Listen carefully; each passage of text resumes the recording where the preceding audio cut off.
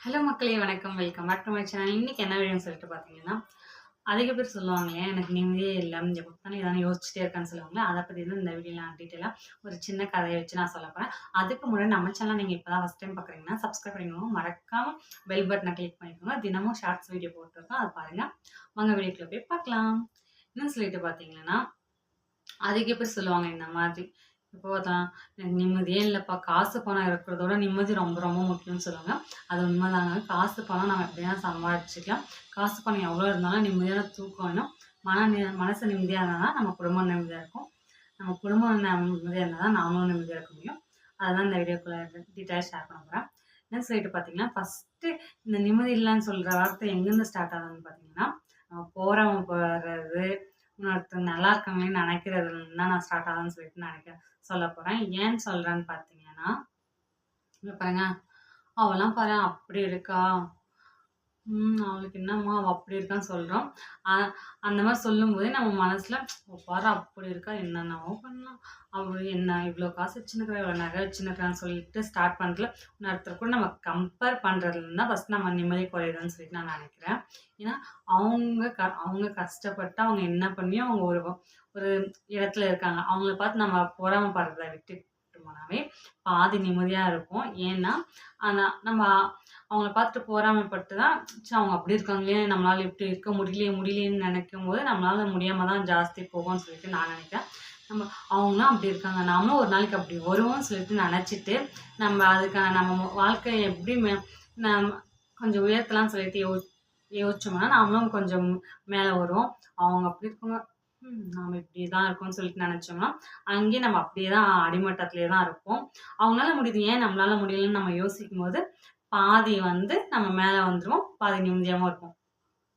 நம்ம இன்னொருத்தர் அப்படி இருக்காங்களேன்னு சொல்லிட்டு நம்மகிட்ட இல்லன்னு நெனச்சோம்னா, நம்ம நிம்மதி பாதி போயிடும். அதே நம்மகிட்ட மேல இருக்கிறவங்களோட ஒப்பிடுறத விட்டுட்டு, நம்மளுக்கு கீழ இருக்கிறவங்கள பாருங்களேன்.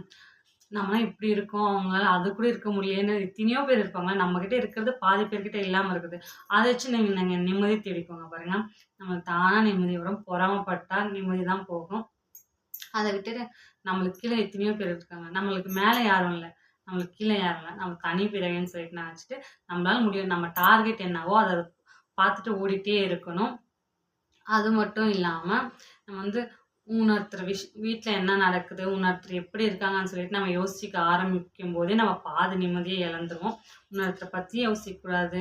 இன்னொருத்தர கெடுக்கணும்னு நம்ம நினைக்கக்கூடாது. நாம என்னவோ, நம்ம வேலை என்னவோன்னு சொல்லிட்டு பார்த்துட்டே இருக்கும்போது, குதிரைக்கு கடிவாளம் கட்டின மாரி நம்ம ஃபோக்கஸ் ஃபுல்லா இப்படியே இருக்கணும். இந்த பக்கம் திரும்பக்கூடாது, இந்த பக்கம் திரும்பக்கூடாது. அப்படி திரும்பும்போது தான் நம்ம அவங்க இப்ப நம்ம ரன்னிங் ரேஸ் ஓடுறோம்னா, பின்னாடி வரவன் வந்துருவானோன்னு நெனச்சு நம்ம ஓடுனோம்னா, அவன் முன்னாடி போயிடுவான். ஏன்னா, அந்த பார்க்குற செகண்ட்ல அவன் ஓடிடுவான். அதுக்கு முன்னாடி யார் எப்படி வந்தா நம்ம டார்கெட் நம்ம ஃபர்ஸ்ட்டு வரணும். அத நெனச்சு நம்ம ஓடுனோம்னு பார்த்தீங்கன்னா, நம்ம ஃபர்ஸ்ட்டு வந்துருவோம்.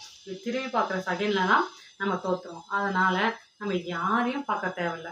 நாம இப்ப பாருங்களேன், இப்போ என்னோட அச்சீவ்மெண்ட் என்னன்னா, இப்போ நான் இந்த வேலைய செஞ்சு முடிக்கணும். இது நம்ம இருக்கணும். நம்ப நாம் சொந்தமா இந்த உலகத்துல எல்லாரும் பிறந்திருக்காங்க. நாம சொந்தமா இடம் வாங்கி, சொந்தமா வீடு கட்டிட்டு, நம்ம நல்லா ஹெல்த்தியா இருந்துட்டு, நம்ம குடும்பம் ஒற்றுமையா இருந்துட்டு, நம்ம சம்பாரிச்சுட்டு, அதுல நம்ம வாழ்ந்துட்டு, கடன் இல்லாம நம்ம நிம்மதியா ஒரு வாழ்க்கைய வாழ்ந்துட்டு போயிடணும்னு சொல்லிட்டு தான்.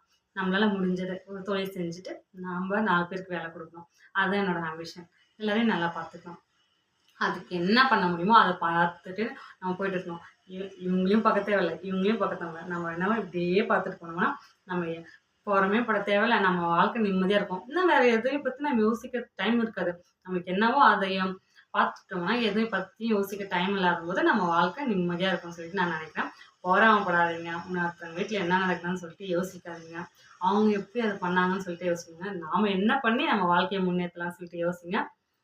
நல்லாயிருக்கும். இந்த வீடியோ பிடிச்சிச்சுன்னா லைக் பண்ணுங்க, ஷேர் பண்ணுங்க, கமெண்ட் பண்ணுங்க. மறக்காம நம்ம சேனல சப்ஸ்கிரைப் பண்ணிக்கோங்க. பாய் பாய்.